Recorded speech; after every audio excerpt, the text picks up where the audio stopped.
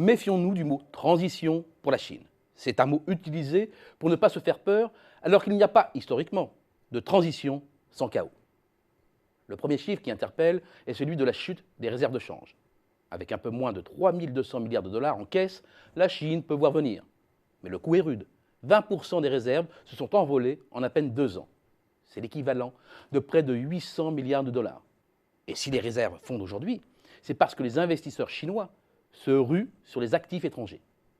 Ce faisant, l'empire du milieu se développe à l'international, renforce ses réseaux de distribution et d'acheminement, ports, réseaux ferrés notamment.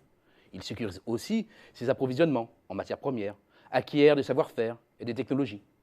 Certes, mais il tourne le dos aussi à la stratégie d'investissement dans la Chine intérieure dont il a pourtant besoin pour asseoir son potentiel de croissance sur une base solide.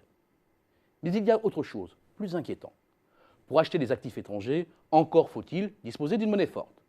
Or, la monnaie chinoise s'est dépréciée de façon quasi continue depuis janvier 2014, sous l'effet des sorties de capitaux, et pour éviter un décrochage encore plus brutal, la Banque centrale est intervenue en vendant massivement des dollars.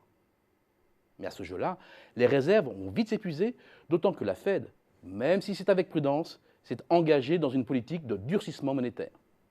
Et si les stocks de réserves se vident, les autorités chinoises ne pourront pas jouer leur rôle de prêteur en dernier ressort pour l'ensemble du système bancaire. Or, la menace se précise avec la dégradation de la qualité des actifs bancaires. À fin mars, les créances douteuses représentaient officiellement 190 milliards d'euros, soit 1,75% du total des encours de crédit bancaire. Même si cela fait 18 trimestres que ce chiffre est en hausse, il semble très raisonnable et inférieur à la moyenne internationale. Sauf que de nombreux analystes du secteur bancaire pensent qu'il est sous-estimé. En ajoutant les prêts impayés depuis 90 jours, les prêts non performants, baptisés Evergreen, et en intégrant le shadow banking, le niveau monte, et sacrément. Dans une étude publiée par le broker CLSA, les créances douteuses pourraient représenter de 15 à 19% des prêts. Le FMI ne dit pas autre chose avec près de 15% des prêts chinois s'apparentant à des créances douteuses. On change donc d'orbite. On parle là d'une ardoise comprise entre 1 600 et 2 000 milliards d'euros, soit environ le PIB de la France. Bien entendu, d'après la Commission de supervision bancaire de Chine, les risques sont contrôlables. Mais ce scénario rappelle étrangement les dénégations lénifiantes d'Alan Greenspan affirmant, juste avant la crise de 2008, que le système financier américain était le plus solide et le plus résilient qu'on ait pu concevoir. Et s'il y a créances douteuses en Chine, c'est parce que le crédit et l'endettement ont explosé après 2008.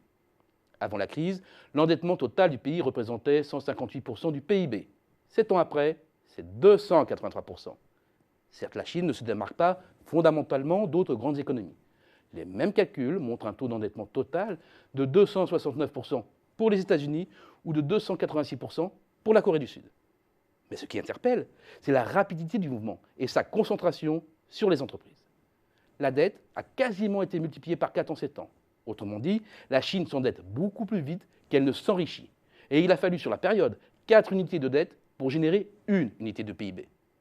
Ce sont, on l'a dit, les entreprises et principalement les entreprises publiques locales dont l'endettement explose.